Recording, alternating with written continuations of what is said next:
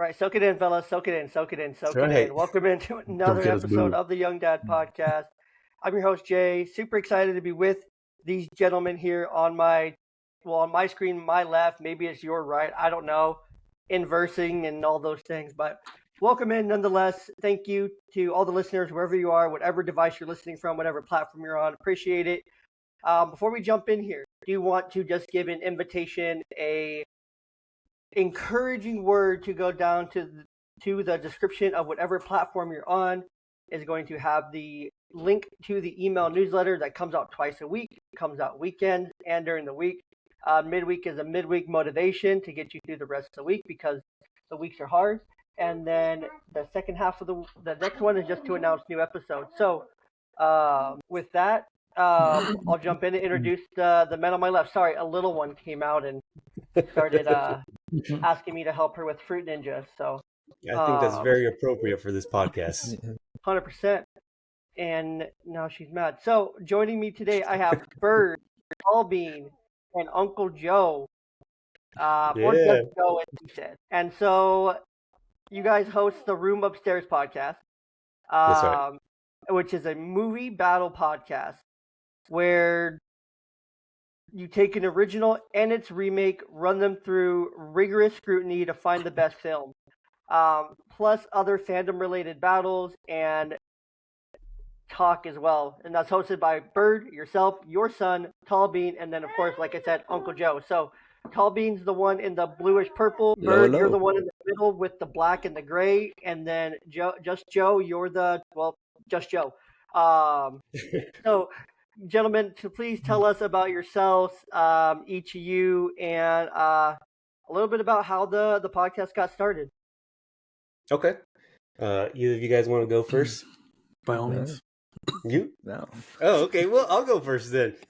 So my name is Bird. I am, like he said, his dad. I grew up in California, born and raised there. I've been out here where we're at now for 18 years, 17 years, something like that. Grew up watching movies, of course, just like most people. Just really liked watching them. So when he's my firstborn. When I had him, couldn't wait to start watching movies with him. And after a while, we just decided to start a podcast and start talking about movies because he ended up liking movies just as much. He's also an aspiring author, so like he's really into dissecting whatever he watches and whatever he reads. So it just kind of made sense to kind of help encourage that. And so we started the podcast, and then a little bit later, this guy came along. This guy. Yeah, just plain Joe. Memphis Joe? And he's our comic book guy. Allegedly. I haven't read comic books in more than us. 20 years. Yeah. So all right, well, go ahead and do your part. All right, so this is kind of an eye-opening experience because I thought this was a Conan podcast, Conan the Barbarian. We do a Conan update like every episode, and so I just thought we were waiting until the new one came out, and then we review it, and then the podcast is over. No, it's forever. In the meantime, we got to like do some other stuff, but yeah, so it's a variety.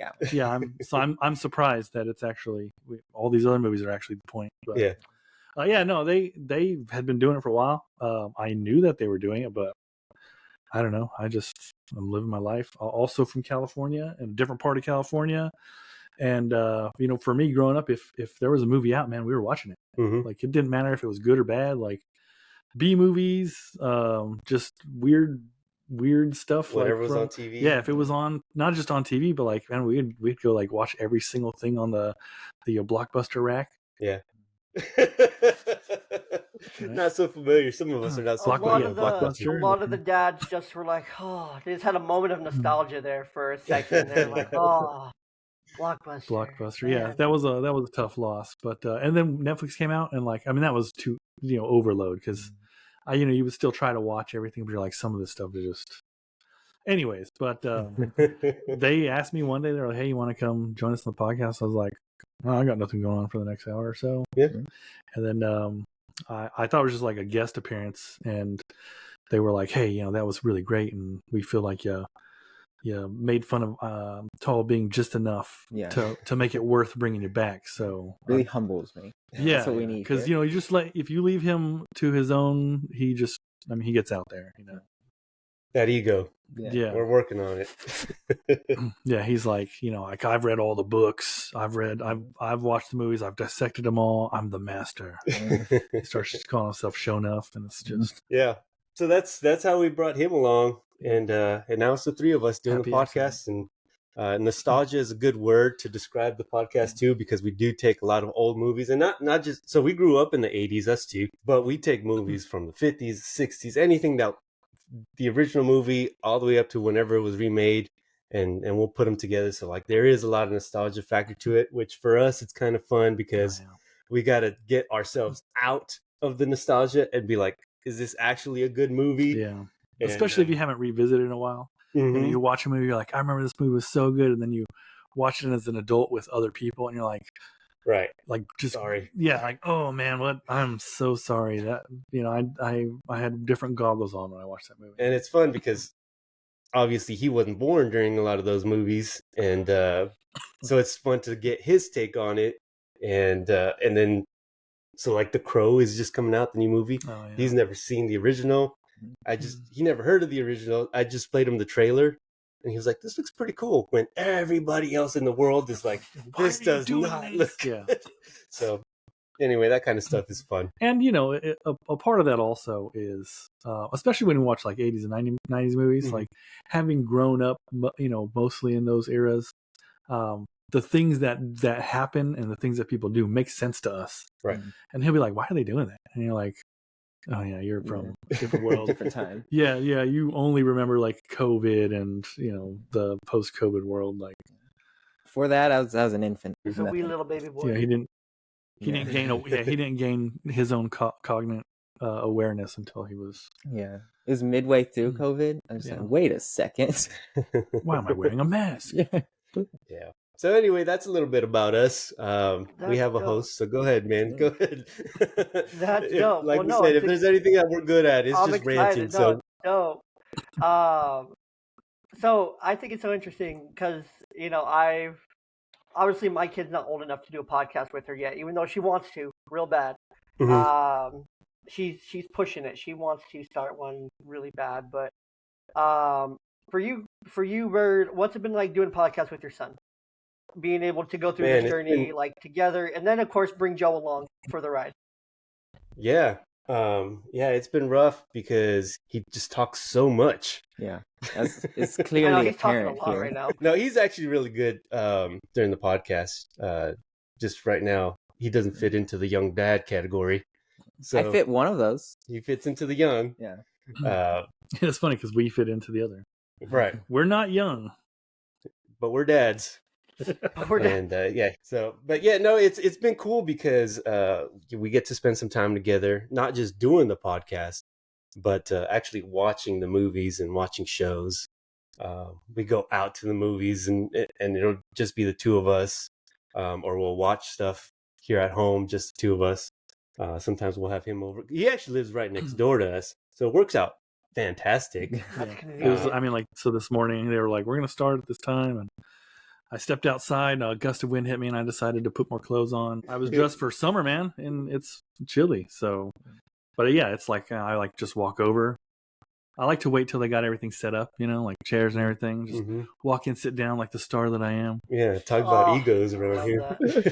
Man, how do you guys balance all these egos? It sounds like there's an ego problem here. It sounds like there's going to be a bad breakup here in the near future. I'm also incredibly humble. Oh, okay, that helps. That I am. Hey guys, girls, you're both pretty. We appreciate that, Jay. Of course. But so anyway, it's. Oh no, go ahead. Sorry. Okay. So it's been good to do the podcast with them, just so we could spend a lot of time together. And I think at the beginning, it was, at least for me, it was always like whatever happens with the podcast, whether like it blows up or just a few people listen to, at least we're getting to do what we're doing. And for me, that's already a win, as far as that goes. It'd be great if it does blow up because we could do a lot of fun stuff that way. But it's really nice interacting with the three people who listen. Yeah, exactly. Yeah, it's a very tight-knit community. Absolutely. Yeah. You can just invite them in. Hey, come join, be on the podcast. That's right. Then have to turn the microphones way down because they're very loud. So it's working out so far for us. It's been good. So I like it. I like it. So Bird and Joe, you guys are both dads. Tell us a little bit about your fatherhood journeys. What's what you've been doing, and what do your guys' different families look like a little bit, and they are very different. I'll tell you that. Tell us about I'll let Bird go first. Sure. Hey, yours is a longer. That's what I'm saying. Mine might be a little long-winded. Go for it, man. All right. Okay. Prepare. Strap in. So, like I said, he's my firstborn. He's 16, and I've got 4 girls. One was just born 5 days ago. So brand new baby. 07. Congrats. Yeah. Thank you. Tall Bean. But we've got Tall Bean has 4 sisters. Yeah. It's a lot. It's a lot. He's a good big brother, though. He's a really good big brother for sure. Yeah. I try my best. You work with what you have. You got no other choice. Yeah. I have a 5-year-old girl as well, and so he's a good girl cousin as well. Yeah, and that's your story. Basically, yeah. Now mine's a little. It's the journey there is interesting. Yeah, you've got a good story. So I'll say the ages of my kids real quick, and then we can go on with yours. So, like I said, he's 16. Next one is 13, then 11, then 5 almost, and then the newborn. So they're a little spaced out, which is interesting. A lot less fighting that way. Like any good orchard. Yeah. But yeah, that's my kids. I am married, so I do have help in this whole thing, which is very nice. Same woman. Same woman, which we often get. Like, I don't get it. Whenever she goes out with the kids, they're like, "Are you the dad?" I'm like, "No, I'm not." Yeah, they thought he was the dad. At one point, they were like, somebody swore that she had different dads that she wasn't telling them about. And she's like, no, they're the same dad. They're all our kids, same everything. She's like, nah, you may have him fooled, but you ain't got me fooled. Yeah. Wild stuff. They have, it's tough because they have like different complexions and like eye shape is different. Like, but I mean, if you look at pictures, especially of your wife being younger and like, pictures of you, like, yeah, you can see how they all fit together. But without that knowledge, people are interesting. All right, go ahead and tell your Yeah, so me and my wife, we tried to have kids naturally, and that was a process full of heartbreak and just didn't work out for us. My dad was adopted, and so I had always been interested, especially as a man of faith. Adoption is a big part of my faith as well. And so I was like ready to go, locked in. It was a little hard for my wife to get there until it's funny because she had taught this kid in Sunday school and really loved him. And she was working at the school here at one point, and she got called into a class to help a couple kids with some reading stuff. And that kid was one of them, and she hadn't seen him in a while.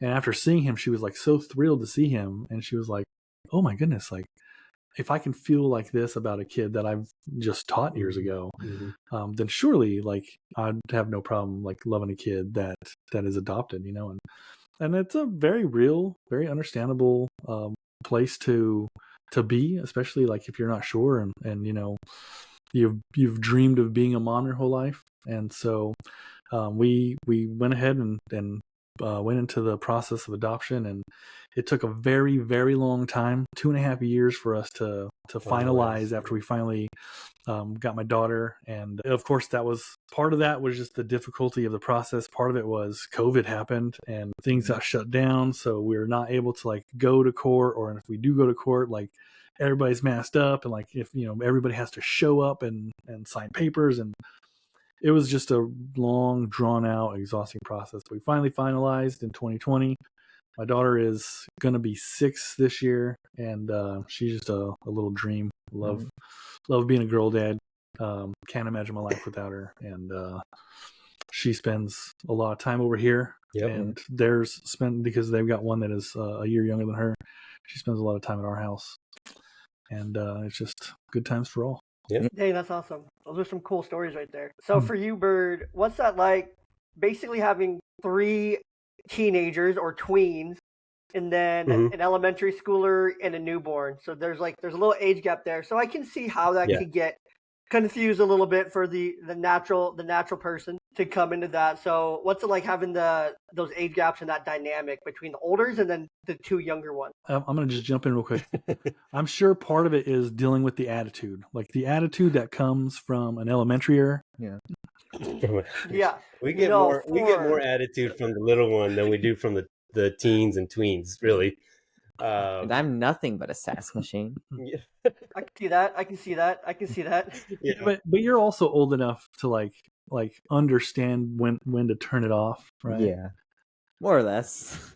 Yeah. Well, we just went through a maturity rating, and I said out of 10, what do you guys think your maturity level is? And he said 5. Yeah. And I'm realistic. And the girls were like 6, 7. He said, I'm also humble. And there's one of them now. I'm like, that door just open or I'm going crazy. Yeah. You want to say hi? The house is also haunted. I think we forgot to mention that. So this was my youngest one. She is now a big sister. Ooh, right?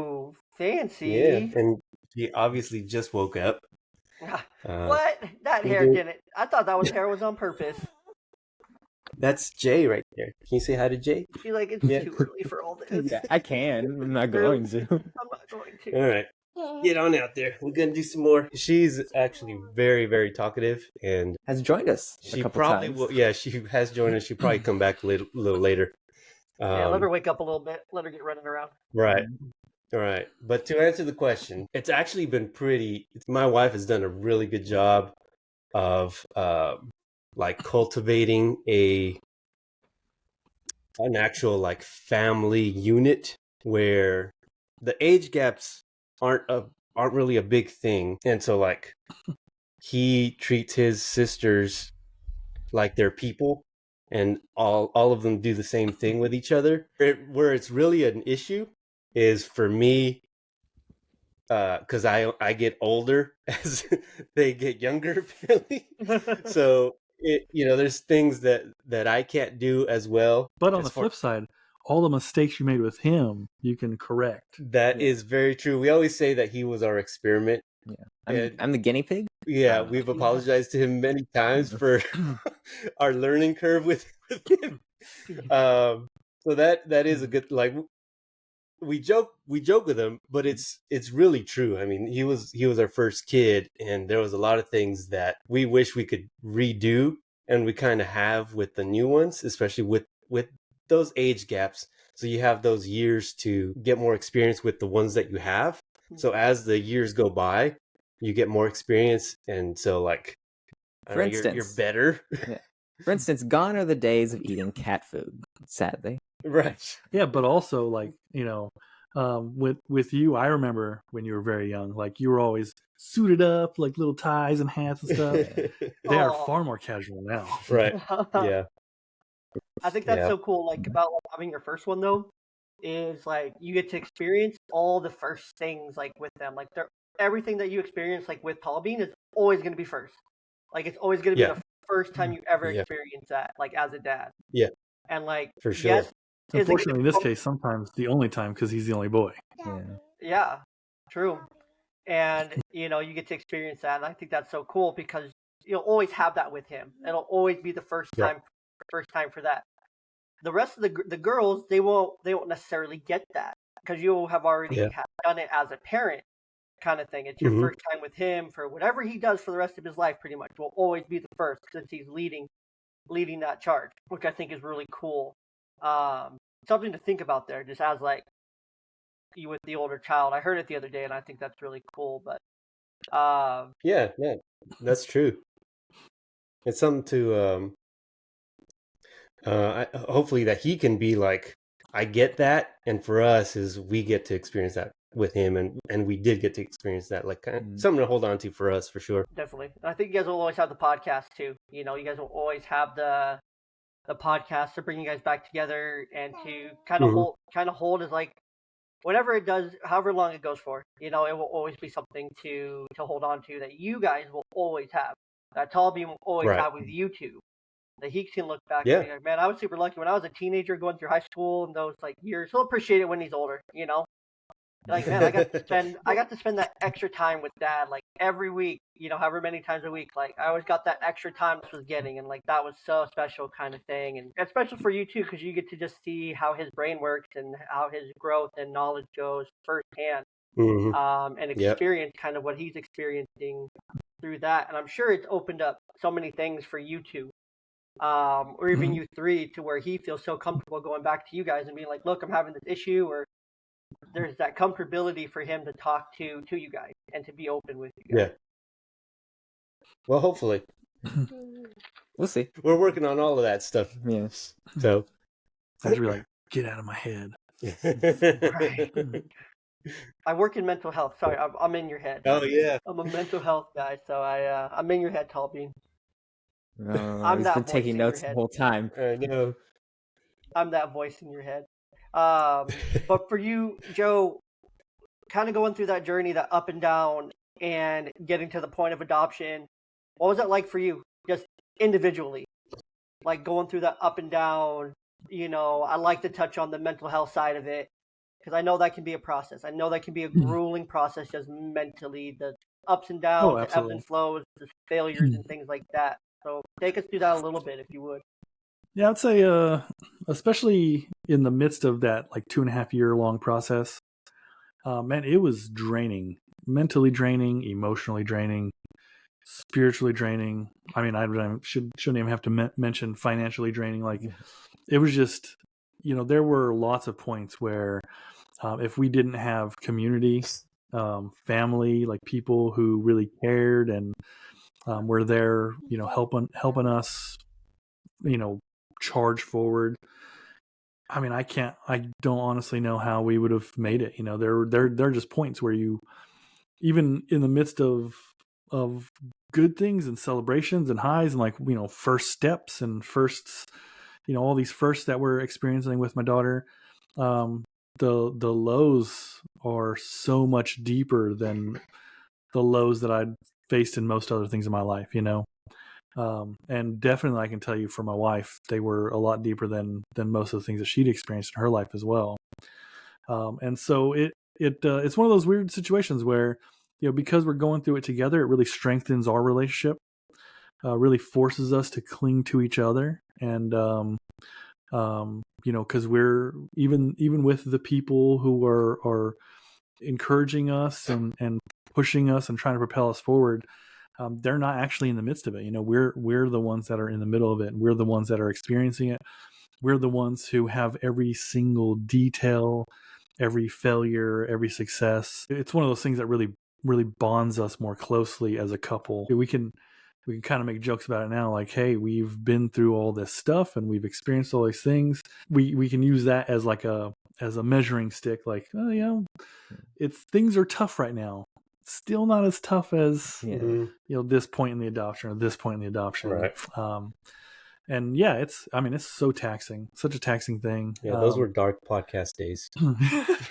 Well, it's so wild because I know other people who've also gone through the process, and every story is different, and I'm not trying to take away from anybody's experience or story, but some move real smoothly and they're over and done in a couple months, and then you've got some. I've met several people who they're more like ours, where they went and went and went, and years passed before they were finished, and it's tough, and I think that you definitely learn more emotional and mental resolve than you had going into it. And there's points where, like, hey, it's good to have not just the support of friends and family, but like let me go talk to somebody, like an actual counselor who might be able to give us some tools or shed some light on things. And I'm not typically one who's like, yeah, let's just go to a counselor, but in the midst of it, man, it was really hard. And the group that we were adopting through had a counselor on hand, and so we met a few times with that counselor, and it was really great, primarily to get out of our own experience and to see that some of the things we're going through, like, yeah, it is, you're not the only ones. It is hard, yeah, and you're the things that you're going through are not just standard. Like, I can tell you that through that process of adoption, like, not only was it tough for us, but like all the people involved at the agency, like it was tough for them as well, and changed some things there as well. And it's tough being the guinea pig in that situation. Yeah, because we were the guinea pig. Like it was some weird stuff. It was, yeah. Guys. But at the end of the day, man, I get to go home and like my daughter run up and hug me and cuddle and want to hang out and spend time with daddy. Like that makes every second of it worth it. You know? You are muted.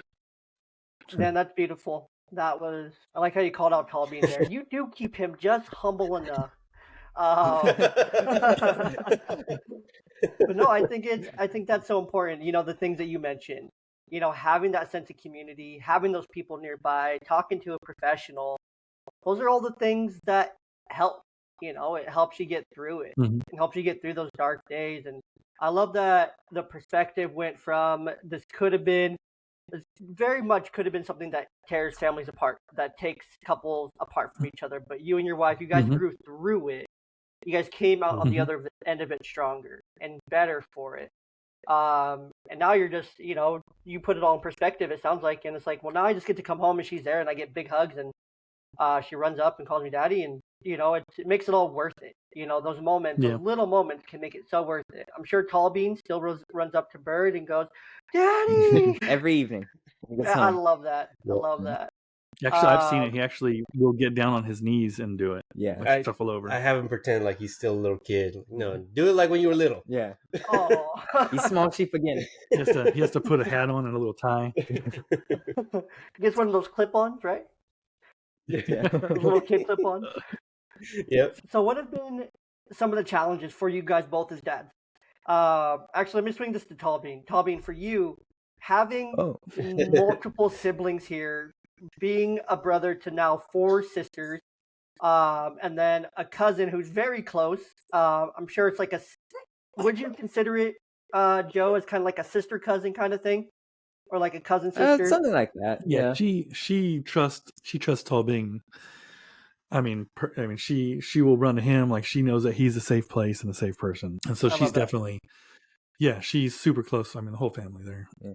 Yeah. One of the things we not mentioned is we do this together. Obviously, we live next door. Every Sunday, we have family lunch, so we're all together very, very frequently. And when you're that close with people, it's hard not to like feel close. Yeah. Yeah, definitely. So for you, Tall Bean, what are some of the things that you've learned just going through all this, through the podcast, having multiple younger siblings, and just seeing all these things kind of like from your perspective, seeing your mom and dad bring in your siblings and raise them, your uncle and aunt go through the adoption process. What are some of the things that they have taught you through all this, or what are some of the things that you've just picked up on and learned along the way? So I would say that in general, just seeing from the start to the point that they are as parents now, to me, I've seen it change, and I've seen the way that it changes with each next kid. Yeah. And seeing mistakes be corrected just really inspires me as like you start to see them as a parent, but also just as a person.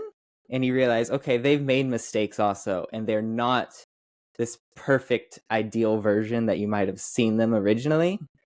But I respect them and love them more because of that. And you see them go through these issues, like the entire adoption process. I was there watching the entire thing and just seeing like, oh, these people are so much stronger than I could have imagined that they were, and are growing in ways that I never assumed they would be able to, because I just thought they had already reached their peak.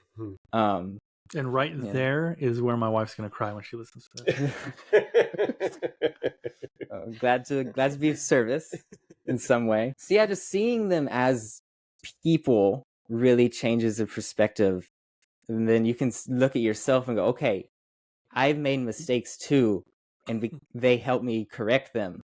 But just seeing them correct their own helps you be like, okay, I can see my own flaws. I can see my own issues, and it helps like with sort of an inadequacy kind of feeling a lot of the time. When you look at other people and these sort of faces that they present, you go, okay, they look like they have everything under control, but they don't. And it helps you accept that you also don't. And that's the biggest thing for me. Boom. Man, I Boom. love that. Bird, you raised a great young man here. Like through and through. Like that perspective at 16, 17 years old, like, and I just gotta compliment you, Tall Bean. That's rare. Like I work with a lot of kids. a lot of kids your age. And that perspective is really rare. And it's a really good reflection on the father that you have sitting next to you. The dad that you have sitting next to you. And the things that he has taught you, whether consciously or subconsciously, that he realized he was teaching you or not, and just being an example. I think that's, just shout out to you both there. So for you guys as dads, Joe, Bird, how have you guys managed, I guess not manage, but learn to navigate the different the personality waters of your spouses, of your children, of each other's children, of Tall Bean, and like how have you guys managed to like navigate those waters of the different emotions, the different people that they are? How do you guys do that? So this is where we ask the wives if they're listening to turn off the podcast. Skip forward 10 minutes. Sometimes I'll come over here, or Bird will come to my house, and we'll just find a closet, and I'll just hold him while he cries. He'll just hold me while I cry. Hey, it's gonna be okay. I play the sad harmonica during those moments. Yeah, it really brings out the you guys just emotion there. Tall Bean come over. You're just like, hey, come with me real quick. We gotta go. We gotta go to the closet. Some male bonding vulnerability moment. Hey, no, that's we good. need some of his wisdom during those times. Yeah, that's tough, man. I would say part of it is kind of what Tall Bing was talking about, is just seeing everybody as people, even children. One of the things that drove me nuts when I was a kid was when people would talk down to me because I was younger or a child, or even my teenage years. Like, I'm not an idiot. Like, I'm not less than because I'm young. And seeing everybody as a human being and treating them, for who they are. You can't. Not everybody's a cookie cutter copy. Not everybody is the face that they show you. Not everybody is the stale image that you've created in your mind. And people learn and grow just like you learn and grow. And for me, a big part is I've been shown so much grace in my life by people, and it's important to show that same kind of grace to them and just say, like, hey, they're human beings that are going to make mistakes. And just rejoice with them. Like, be excited when they're excited. Be excited for them about the things that they're excited about. Like, I don't understand some things. Like, I, growing up as a boy with a brother that was close to my age, like my sister was a few years younger than us. And so she was a lot more like we were. She would like fight and rough and tumble. But now I've got this daughter who's like a girly girl and likes unicorns and mermaids. And I don't quite understand it, because I'm like, those things are lame. Like, I'm sorry. But now you like unicorns and mermaids and everything. But now, if unicorns and mermaids, I got an eye for it now. I'll be like, oh, did you see that unicorn over there? And it's part of people. Like, when you make friends, like friends are not a necessity, right? Family is a necessity. Community is a necessity. Friends are not. The friends that you make in your life are because you invested time and they invested time and you guys did the work to build a relationship. And so when it comes to family, like, even though they're there and even though they're, I chose to marry you, or, we chose to marry one another, like we chose to adopt or we chose to have children, they still deserve the time and the effort, as if, you're treating them like human beings, treating them like friends. And so for me, navigating those relationships is just saying, hey, like, I'm gonna love who you are and the things that you love, and try to be as much of an encouragement in those ways as I can. I'm not, because it's so much easier to just be like, everybody should just like the things that I like, and why are you not? That's that ego again. That's like, be real. That's how my dad was when I was a kid. Like, like I'm not interested in the things that he's interested in, and so I get less of his time, you know, and that's hard, man. That's a hard thing to experience, hard thing to realize as you're older and an adult, and you're like, yeah, no wonder we had so many issues. You know, like, yeah, right. he's really into sports, really loves football. And there came a point where I just was like, I'm not really into this. Like, I enjoy playing, but I don't like watching. I don't like sitting and learning stats and stuff. And so the time that he had for me just kind of dwindled, you know. And there came a day, legitimately, when I was like in my late teens, where he came to the realization, like, I don't know you. I don't have a clue who you are. And I think that is eye opening for him. And I was like, we've been on this road for a long time, you know. And so I don't, you know, I'm sure this is a thing that happens a lot in like counseling. I don't want to make the same mistakes that my dad made. I'm sure I've made a ton of them. I can see a lot of them. I know what they are. But the ones that were especially hurtful to me, I would prefer to avoid. Right. Yeah. And that's what was tough for me, especially with him, because again, he was the first one. There's, I guess, certain expectations, maybe, I don't know. But going to the sports thing, like, you know, I was into sports, playing them, and I didn't really like watching them, but I would love playing sports. And he just was not. He still isn't. When he tries to throw a ball, it goes the other direction. Yeah, he'll just watch it. Yeah. And it's like, but he loves to read, which I don't really like to do. I play soccer now. He does. Yeah, he plays soccer casually. But well, exactly, that's if you play casually, like if you I play too I'm competitively, like, you get I'm in there, foot. right? Yeah. So that was really tough for me. Like, just we bonded playing basketball, right? Right. Like, yeah. For when us, we first met, yeah. Mm-hmm. Yeah, and so with him, it was like, you don't play sports, you read. Like, I don't do that. You don't do what I do. Like, what's going on here? So that was tough. We did find some mutual ground, and like he said, you have to love what they love. So, like, one of the things that really helped, in case you haven't picked up on it, we have a strong faith foundation, which like builds on how we treat our family members, our kids, and everything. So, like, seeing them not just as kids, as people, but they're images of our Creator helped me to like treat them as people, like respect them and love them no matter what they're doing or not doing, what they like or don't like compared to what I like or don't like. So that was like my kind of eye-opening thing, like, oh wait, they were made in the image of somebody bigger than me, and I can't just let that slide. So that really helped in how I treat them, all of them. And then just like you're saying, if he likes reading, okay, well, I like reading too. You know, if you want to be an author, I'm going to encourage that. Maybe like I'm not going to be an author, but I can definitely encourage him to pursue that passion that he has.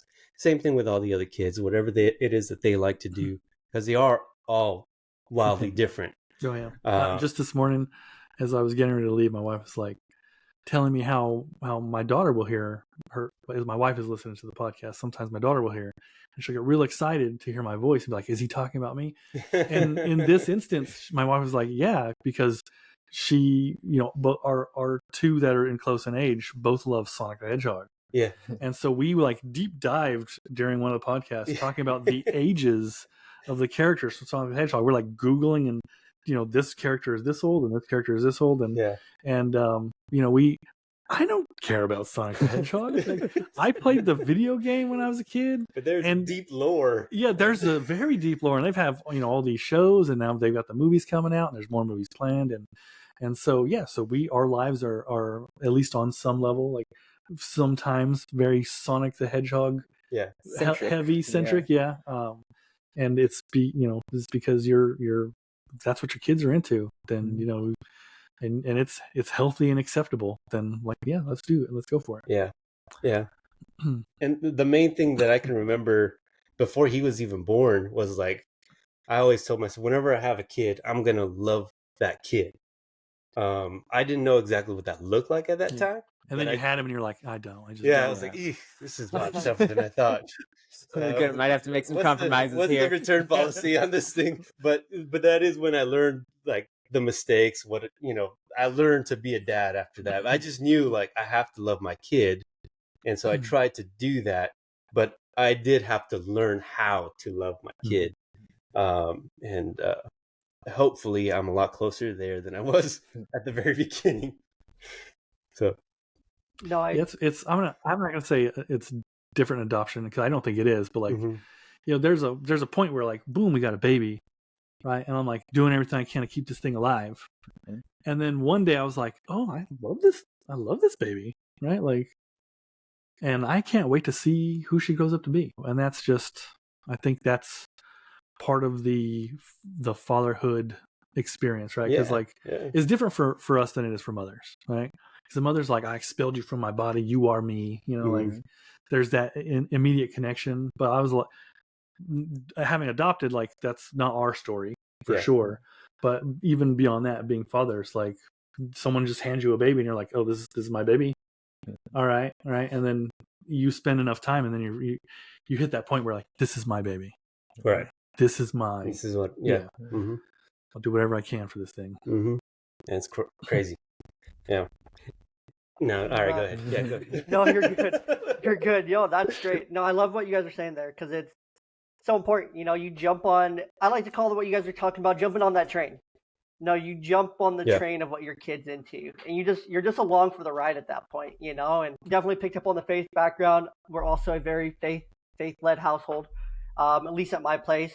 I don't know what goes on with my kids' mothers and their four walls, so I can't speak to that. But I know for my household, we're very faith-centered, faith-directed. I mean, my 3-year-old prays every night before she goes to sleep when she's here. So she mostly just prays that she wakes up dry so she can get a gumball the next morning. A prayer is a prayer at this point, right? Exactly. I'll take what I can get. Sometimes she gets like really long-winded, and she's like, thank you for all these people. Thank you for all these things. And sometimes I'm just like, come on, kid. Get to your gumball part. And I want to go to bed too, but I think it's the beauty is that at 3, there's no guile, there's no there's no mask, and so the beauty of listening to a 3-year-old's prayer is that everything you're hearing is legitimately what they care about. There's a real purity in that. I think that we can appreciate. No, I agree. And so, but I think you guys are totally right. 100%. Jump on those trains that your kids are into. Like, I'm really big into sports. I love baseball. My girls, very lucky that they have jumped on the baseball train through enough indoctrination of baseball and getting to experience. We have a minor league baseball team here locally where we live. So we've gotten to go to a lot of games. I'm a media member of the team, so I get to do a lot of media things, and that's pretty cool. We get to go to a lot of games, and it's super fun. Like, they love going to the game. I mean, I wrote my first children's book was written basically about going to these games together, and how fun that experience has been over the last 3 years doing it. So that's been something that really brought us together. My oldest daughter, she caught on. I showed her Pokemon.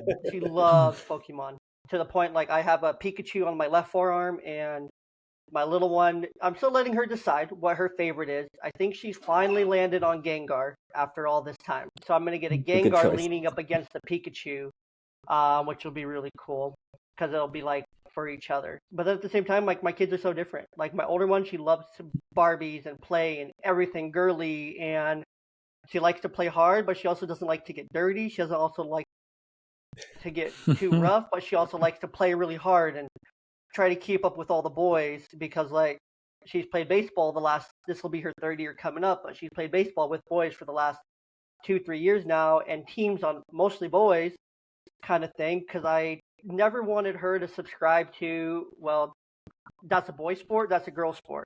It's like, no, you go, you show them, you be tough, and you work hard alongside them. Like, there's no difference between, until you guys are like really like teenagers, 13, 14 years old, you're likely stronger, faster, smarter, bit more well-behaved. Sorry, Tall Bean. than your male peers at this point. I mean, I can speak firsthand. Like I know that's true for myself. Even though I was the goody two shoes on all my teams, even through high school. But they jumped on some of my trains, and I jump on those trains with them. Like my oldest daughter, she loves Uno. Like we have like 7 different Unos in our place. We have Uno Go All Out. We have Uno Flip, Dose, All Wild. We have like 7 Unos, no joke. Yeah. And so, but she likes why there's that many Unos, I don't know. So we can collect them. Yeah, I don't understand it, but like the Go All Out one, super fun. Highly recommend that for a strategic family game night. When you guys really need to get some feelings out, that one will help you get those feelings out unapologetically. I think that's also why they made the Uno No Mercy. That one. No Mercy, he's got it. Oh, is that the one you got him? Yeah. Okay. Yeah, that's what I'm talking about. Oh, okay. That's what I'm talking about. Yeah, and I think some of that All Wild one too. Yeah, we have that one. Yeah, they're fun. Flip is really fun. That one's challenging because you can like flip the deck to a whole different side of cards, and it's challenging. I can never get anyone to play that one with me. That one's hard. I would play it with you, Tall Bean. Yes. Yeah, it sounds like you'd fit in pretty well because Tall Bean and I both play Pokemon as well. Yeah, I don't know how this podcast always ends up going back to Pokemon, but it does. It seems to do that. I was playing last night. I caught a shiny Graveler. I was just walking around. There was a shiny Graveler, so I went and caught it. Yeah. A Lowland Graveler. Ooh. See, and this is like where we co-parent, right? Because I'm not into Pokemon at all, but he is. So it's like, all right, there you go. You guys do your thing. I also love I'm like a super nerd. Like you can see my influence here. Like if you look at the shelf, yeah, right. Like every Brandon Sanderson book, like that's because I'm a Brando Sando fan, and like will encourage anybody to read it. But even when he was real young, he liked superheroes. I was like, oh, this kid likes superheroes. Let's do it. Yeah, so I was here for it. I was investing and getting him toys. I just gave him a whole bunch of stuff. And there's it's like my daughter does the same thing. She'll come over here and she'll come home and she'll be like, this is what I'm into now. I'm like, all right, which cousin is this? Right? Makeup. Who influenced that could be any of them. Who influenced you? But no, I think it's so cool. The good thing is though, like we don't have to we don't have to worry about is it a bad influence. So it's working out. And it's cool to see how different each of the kids are. Like my two, they're so different. Like they're similar at the same time, but they're so different. Like my older daughter, you look at her closet. Got 2 of them? I have 2 kids. I have 2 daughters. I have a 7 and I have almost 7 and almost 4. So mine would plug right in between your guys' kind of thing. Yeah. Right in both those little gaps there. But my older daughter, her closet is mostly dresses and like really cute girly clothes. My younger daughter, she has like a handful of dresses. She rarely wears them. She'd rather wear a t-shirt, shorts, pants, dinosaurs. But then my older daughter has a whole drawer of Pokemon shirts. Like legit, a whole drawer of Pokemon shirts. Whenever she sees a licensed tee at Old Navy or Target or Kohl's or wherever we're shopping, she has to check at Walmart. She checks for something new. If it's new, she's like, can I get it? Can I get it? And I can't really say no. I got to support the addiction because I know it. Because I know in the back of my head, like, this drives her mother crazy when she just sees her in Pokemon shirts for a week straight. So it's part of it. I'm like, get into it. And then she'll talk about all she watched this week was Pokemon and all this stuff and Pokemon cards this and Pokemon that. And I'm like, weird. I don't know how that happened. Must have been from school. Must have been. Yeah, it's funny because Bird's girls are like that too. The older one is like really fashionable, and she's got like her own style. And for me, it feels very like 90s, like it's very 90s. Yeah, 90s grunge. 90s grunge, yeah. And then the one below her is like super quiet. Like I like can't. I've tried to get her to just share anything with me. I'm like trying to like even asked her like because she's reading Percy Jackson. I'm like, I've read Percy Jackson. Like that's a super nerdy thing. Like let's talk about it. She'd be like, it's good. Right. And then the one below that like is like her and my daughter like BFFs and fight just as much as they play and like she'll come over and I'll be like did your parents say you can come? She's like, I don't know. Like, and and I'm just as often as she's supposed to be there, like they're like looking for it. Like, have you seen Right. her? And so I'm real excited to see what the baby is going to be like. Please tell me you guys have your between your two houses, you guys have a gate that just opens up so they can just go out back and like between the gate and like in and out of the yard. It's funny because that's what my wife wanted. She wanted to have a gate there, but we don't. They just walk along the side of the road. Smart. So we live on a cul-de-sac, so it's not like there's heavy traffic here. Yeah. Oh, okay. But also there's a field that separates our house that is basically a chicken run, right? Because these guys are homesteaders. Yeah. And Love that. and so the chickens run around out there, like that's where we'd be throwing scraps for them to eat and stuff.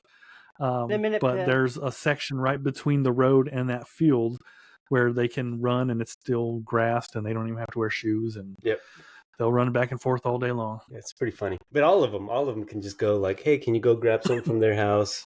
Whatever. Like if he's got something that he needs to bring, he can send his daughter over. Mm-hmm. She's done that before where she just comes through. She'll just open the door like, hey, I brought this for you. Okay, you gonna stay for a while? No, my mommy said I got to go back.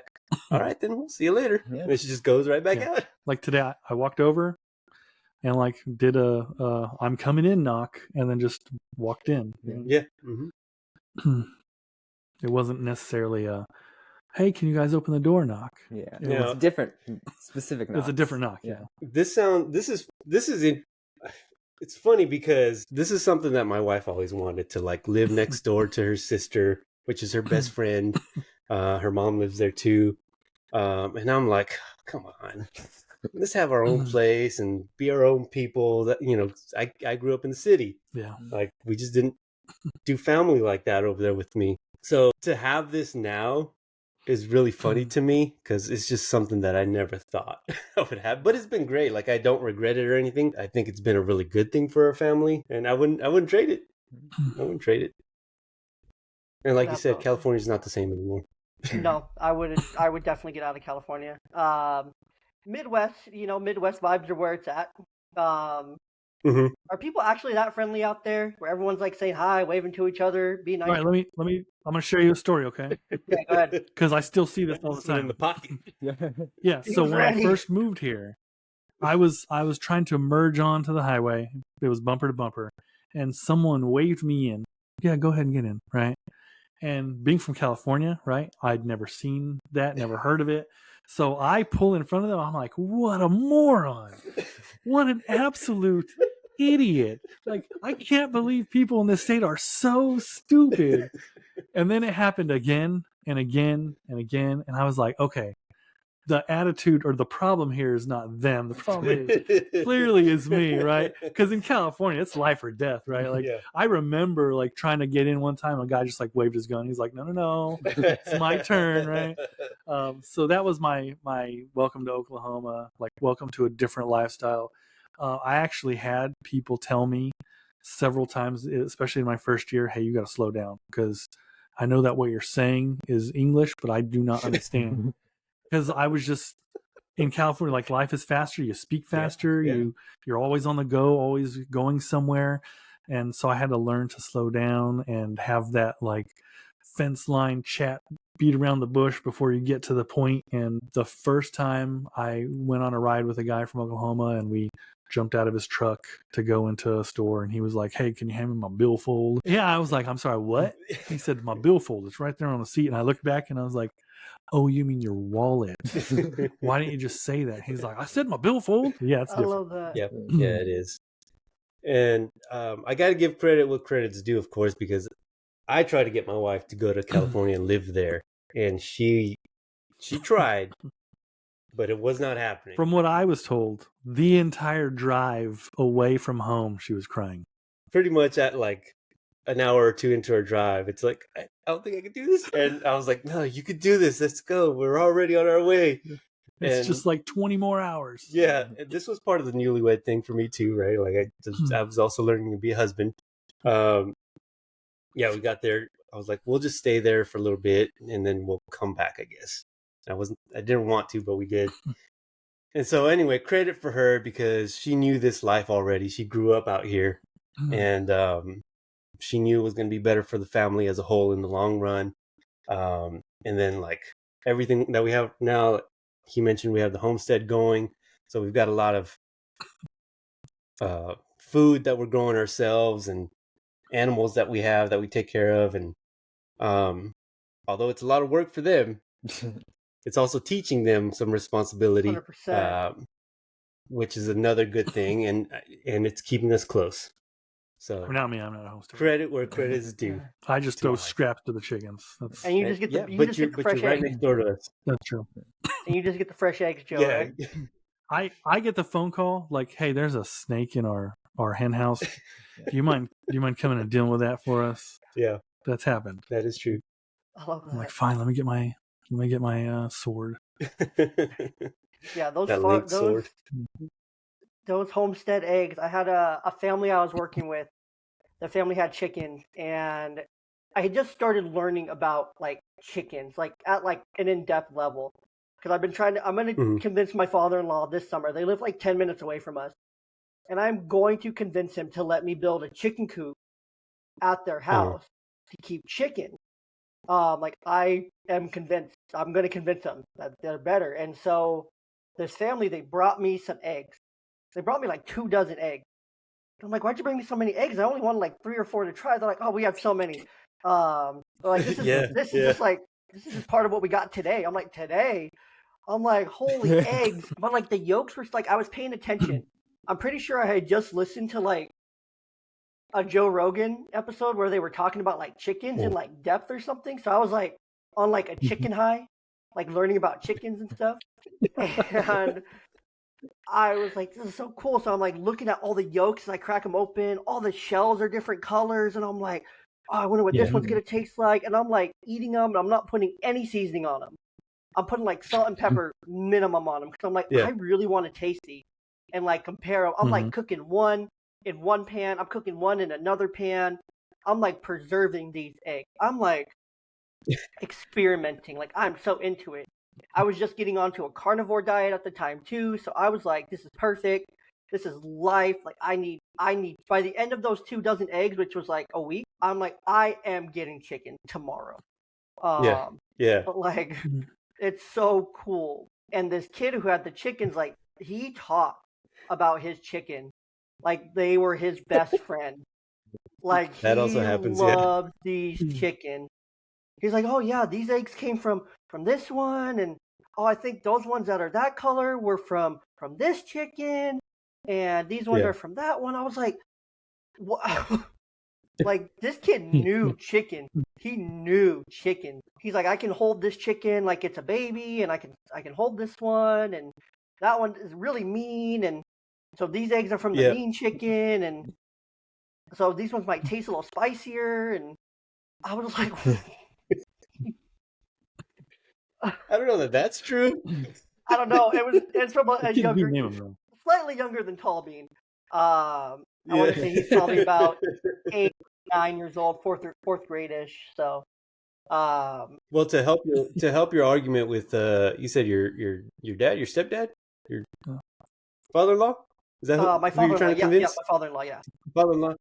All right. So to help your argument there, one, you don't need roosters because he's probably like, I don't want to have a rooster. You don't need them because they are loud and they are aggressive. 2, super easy. They're super easy. All you gotta do is throw food at them, and they do the rest. And when he says food, like legit, it will cut down on the amount of trash you're getting rid of too, because you have scraps like dinner scraps and stuff. Just go toss it over, let the chickens eat it, and everybody wins. Yeah, that's right. The only thing they can't eat is like citrus stuff. But and this is coming again from a city guy. Like I don't do chickens, but chickens are super easy. If anybody is looking to do chickens, do them. It's easy. I think I'm gonna go get some chickens right hopefully now. that'll help So you out. I'm gonna let you guys go. I'm gonna go round down to the feed market place. I'm gonna go get some chickens real quick, and then just There drop you them go, off man. at his door, and be like, These are yours now. be like, look, I got you something. He'll be like, what the heck? Yeah. I'll be back in a couple days for Smags. Right, have fun. But no, chickens are so cool. Sorry, I could go on and on about chickens. Like I love chicken. Yeah. Like I love eating chicken. We'll have to have my wife on for that podcast. Okay, yeah, the chicken and the egg podcast. Yeah. There's probably a podcast out there about someone who just raises chickens and talks about their chickens. Oh, all the time. I'm sure there is. Yeah, I'm sure there is. I'll find them on Absolutely. Threads and I'll get us connected so that we can have a chicken All right. podcast. Yeah, we'll get on there. So I guess to wrap us up here, before we wrap up, I don't have my phone. My daughter took it. But before we wrap up here, I want to give a shout out to today's sponsor of the podcast, the June app. I've said this ad so many times, like it's just kind of built in. Yeah. So it may sound a little off, but June app, Joon. If your children are struggling with behavior, habits, routines, pretty much any of those areas that they're struggling with. They have a really poor morning routine, June might help. They have a really poor after school routine, getting homework done, getting chores done, and just having a solid night, June might be worth a look.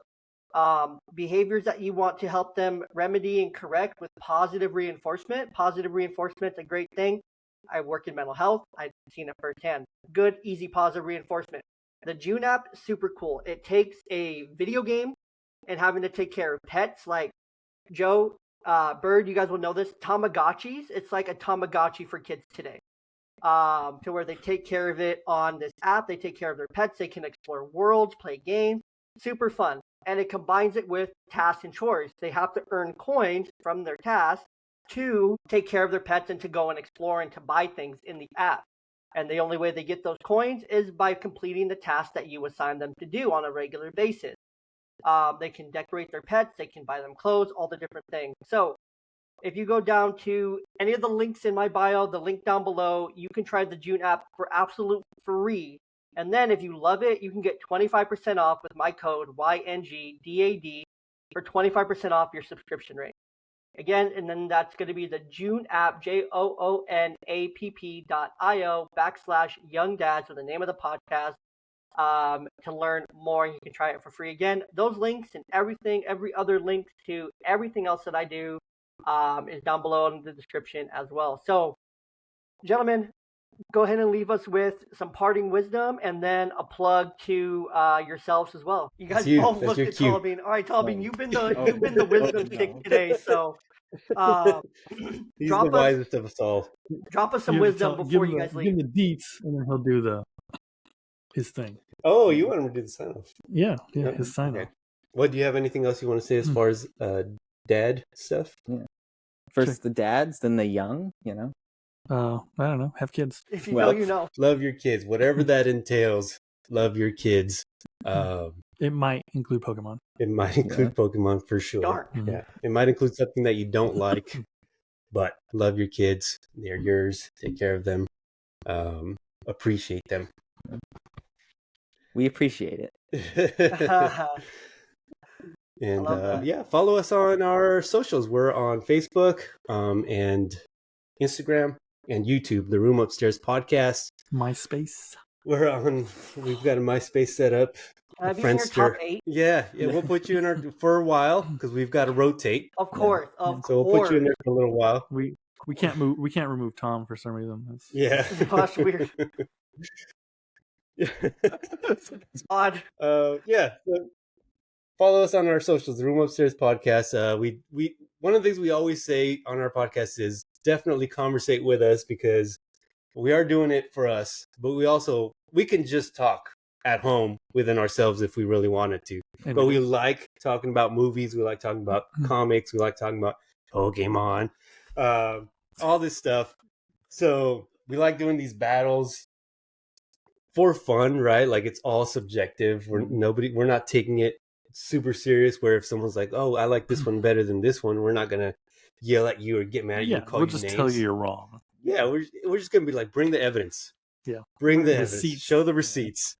But we love to have the conversations. So definitely conversate with us on any of those pages, and have some fun with us. Yeah, because that's fandom for you, as our saying goes. No one likes it and hasn't caught on yet, but one day we'll put it on a mug and sell it. Yeah, put it on a shirt and then just wear it around, Colby. Yeah, I wonder who would do such a thing. No one would ever do anything. Your microphone is like blocking that whole thing, man. Shameless I just self-promotion. seen that now. I just seen that. I just there put we it go. Together. Huh. Shameless plug. Shameless plug.